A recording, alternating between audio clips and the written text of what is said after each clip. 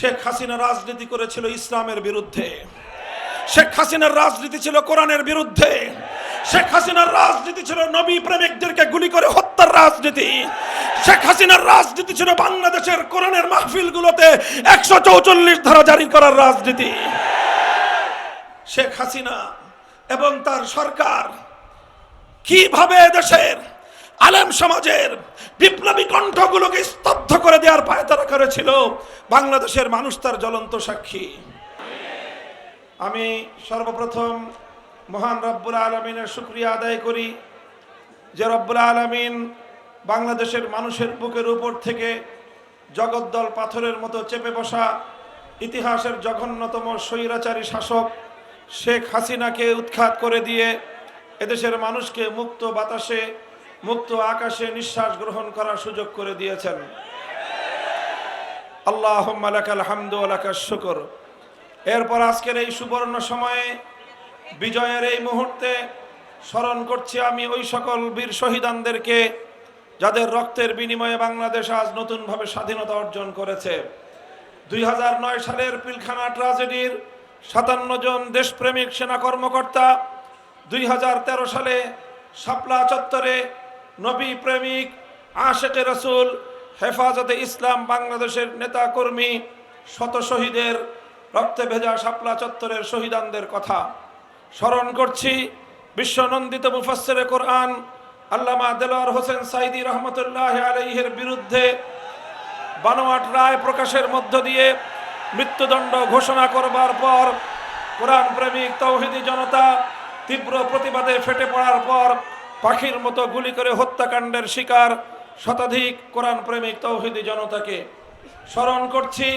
দীর্ঘ ফ্যাসিবাদের আমলে বিভিন্ন ভিন্ন মতকে দমন করতে গিয়ে খুন গুণ হত্যাকাণ্ডের শিকার হাজারো বিরোধী দলীয় নেতাকর্মীদেরকে স্মরণ করছি। 2021 সালে বাংলাদেশের স্বাধীনতার সুবর্ণ জয়ন্তীর অনুষ্ঠানে কুখ্যাত মুসলমানদের রক্তে যার হাত রঞ্জিত সেই গুজরাটের কসাই খ্যাত নরেন্দ্র মোদীকে বাংলার মাটিতে এনে এদেশের স্বাধীনতার সুবর্ণ জয়ন্তীকে বিতর্কিত করার প্রয়াসের বিরোধিতা করে প্রতিবাদ জানিয়ে শান্তিপূর্ণ বিক্ষোভ প্রদর্শনকালে হেফাজতে ইসলামের প্রায় 25-30 জন নেতাকর্মী যাদেরকে পাখির মতো গুলি করে হত্যা করা হয়েছিল তাদেরকে সর্বশেষ 2024 সালে ফ্যাসিবাদের বিরুদ্ধে সংগ্রাম করতে গিয়ে বৈষম্যহীন বাংলাদেশ গড়তে গিয়ে খুনি হাসিনার লেলিয়ে দেওয়া সন্ত্রাসী যুবলীগ, ছাত্রলীগ, হাতুড়ি লীগ, হেলমেট লীগ এবং প্রশাসনের মধ্যে ঘাপটি মেরে থাকা শেখ হাসিনার দলীয় সাঙ্গপাঙ্গদের হেলিকপ্টার সহ স্নাইপার সহ নানা মরণঘাতী মারণাস্ত্রের সাহায্যে বিভিন্ন অস্ত্রের সাহায্যে গুলি করে ঠান্ডা মাথায় খুনের শিকার দেড় সহস্র বাংলার দামাল কামাল ছাত্র জনতা সহ সকল বীর শহীদানদেরকে সংগ্রামী সাথী ও বন্ধুগণ, যারা রক্ত দিয়েছিল একটি ফ্যাসিবাদ মুক্ত বাংলাদেশ দেখার জন্য, যারা জীবন দিয়েছে ফ্যাসিবাদের পতনের জন্য, যারা জীবন দিয়েছে বৈষম্যহীন একটি বাংলাদেশ গড়বার জন্য, যারা জীবন দিয়েছে অনেকেই যারা জীবন দিয়েছে আল্লাহর জমিনে আল্লাহর নবীর ইজ্জতের হেফাজতের জন্য, আল্লাহর জমিনে আল্লাহর কোরআনের কথাকে বাধা মুক্তভাবে বলার পরিবেশ তৈরি করবার জন্য। কাজেই সেই সকল বীর শহীদানদের শাহাদাতের প্রতি যদি আমরা শ্রদ্ধা প্রদর্শন করতে ব্যর্থ হই, তাদের শাহাদাত বরণ করার কথা যদি আমরা বেমালুম ভুলে যাই, দেশ যদি ভুলে যায়, প্রশাসন যদি ভুলে যায়, সরকার বা রাষ্ট্র যদি ভুলে যায়, এটা হবে জাতীয় গাদ্দারি, শহীদদের সাথে গাদ্দারি। যে কোনো মূল্যে এই সকল বীর শহীদানদেরকে আমাদের স্মরণ রাখতে হবে। তাদের যে আত্মত্যাগের যে উদ্দেশ্য ছিল, বৈষম্যহীন জুলুম মুক্ত একটি সমাজ আমাদেরকে গড়তেই হবে। সংগ্রামী সাথী ও বন্ধুগণ, আমি মঞ্চে দাঁড়িয়ে স্মরণ করিয়ে দিতে চাই এবং সতর্ক করতে চাই একটি বিষয়ে, বিশেষ করে আগস্ট বিপ্লবের সেই সম্মুখ সমরের সংগ্রামী ছাত্র জনতাকে এবং এদেশের আলেম সমাজ, দায়িত্বশীল সমাজকে একটি কথা আমি স্মরণ করিয়ে দিচ্ছি বারবার, স্বাধীনতা অর্জন করা যতটা কঠিন, স্বাধীনতা রক্ষা করা তার চেয়েও বেশি কঠিন। আর বিশেষভাবে এই দেশের মানুষের একটি তিক্ত অভিজ্ঞতা রয়েছে, সে কারণে আমাদেরকে স্বাধীনতা অর্জন করার পর, বিজয় অর্জন করার পর সেই বিজয় ছিনতাইকারীদের হাত থেকে রক্ষা করবার জন্য আমাদেরকে অনেক বেশি মনোনিবেশ করতে হবে। আমরা দেখেছি 1971 সালে যখন এই স্বাধীন বাংলাদেশের অভ্যুদয় ঘটে, স্বাধীন বাংলার এই মানচিত্র খুব অল্প সংগ্রামের মধ্য দিয়ে আমরা অর্জন করিনি। এই বাংলার মানচিত্র আমাদেরকে পেতে গিয়ে তিনটি আধিপত্যবাদের বিরুদ্ধে লড়াই করতে হয়েছিল। আমাদেরকে লড়তে হয়েছিল 200 বছরের ব্রিটিশ বেনিয়া সাম্রাজ্যবাদী শক্তির বিরুদ্ধে।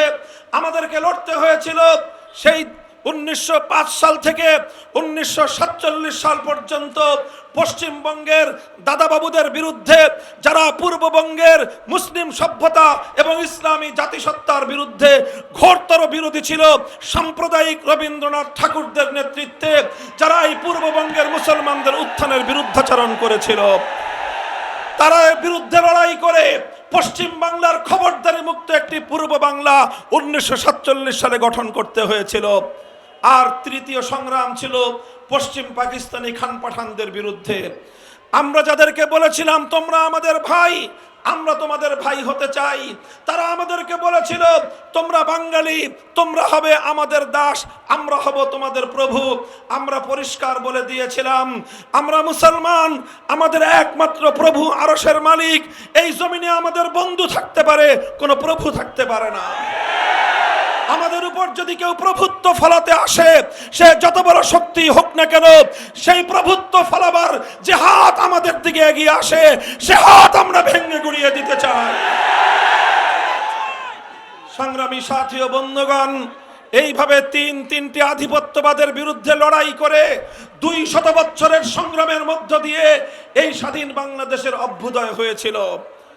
যেই সংগ্রাম সূচনা হয়েছিল ইনশাআল্লাহ বলে, অর্থাৎ আল্লাহ পাকের উপর অবিচল আস্থা এবং বিশ্বাসের মধ্য দিয়ে স্বাধীনতার ডাক এসেছিল।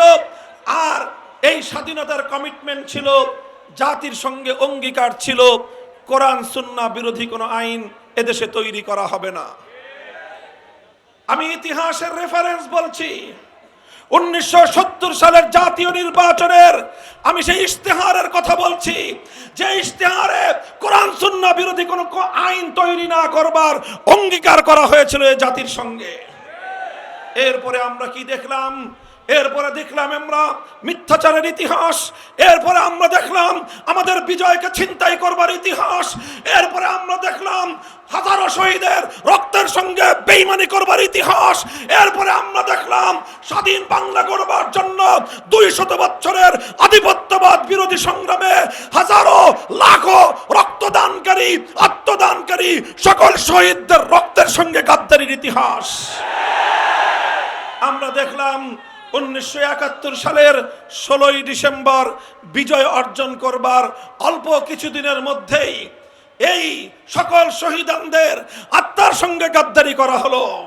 বাংলার হাজার বছরের ইতিহাস এবং ঐতিহ্যকে দুপায়ে নিষ্পৃষ্ট করা হলো।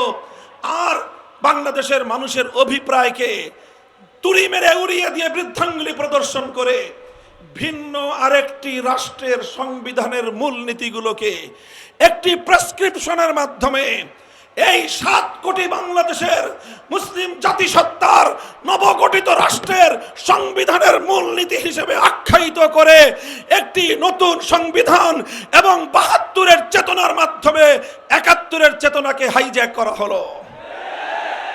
সংগ্রামী সাথী ও বন্ধুগণ, এটি একটি নির্মম ইতিহাস, এটি একটি ছিনতাইয়ের ইতিহাস, এটি একটি জাতির বিজয়কে ছিনিয়ে নেওয়ার ইতিহাস, এটি একটি হাইজ্যাকের ইতিহাস। 1971-এর চেতনাকে 72-এর চেতনার মাধ্যমে গিলে খাওয়ার ইতিহাস। আমরা স্পষ্ট ভাষায় বলতে চাই, বাংলাদেশ 71 সালে স্বাধীনতা লাভ করেছিল, 72 সালে নয়। যারা দীর্ঘ অর্ধ শতাব্দীকাল পর্যন্ত 72-এর চেতনার মাধ্যমে আমাদের 71-এর চেতনাকে দমিয়ে রেখেছে, তাদের বিরুদ্ধে 2024 সালে নতুন স্বাধীনতার যুদ্ধ হয়েছে। কাজেই এই যে 1971 সালের এই নির্মম ঘটনা, এই দুঃখজনক ঘটনা থেকে আজকে 2024 সালের 5ই আগস্টের নতুন আখ্যায়িত স্বাধীনতাকে রক্ষা করবার জন্য বিজয়ী ছাত্র জনতাকে, আলেম সমাজকে, দেশপ্রেমিক জনতাকে ঐক্যবদ্ধ থাকতে হবে। যে কোনো মূল্যে ষড়যন্ত্রকারীদের চক্রান্ত রুখে দিতে হবে।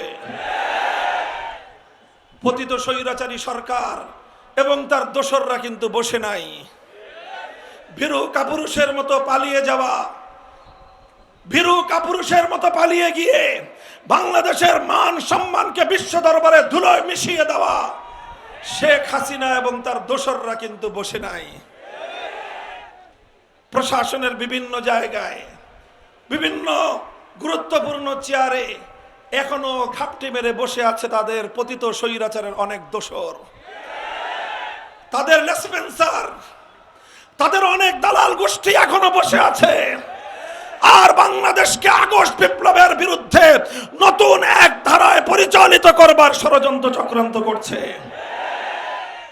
শেখ হাসিনা রাজনীতি করেছিল ইসলামের বিরুদ্ধে, শেখ হাসিনার রাজনীতি ছিল কোরআনের বিরুদ্ধে, শেখ হাসিনার রাজনীতি ছিল নবী প্রেমিকদেরকে গুলি করে হত্যার রাজনীতি, শেখ হাসিনার রাজনীতি ছিল বাংলাদেশের কোরআনের মাহফিলগুলোতে 144 ধারা জারি করার রাজনীতি।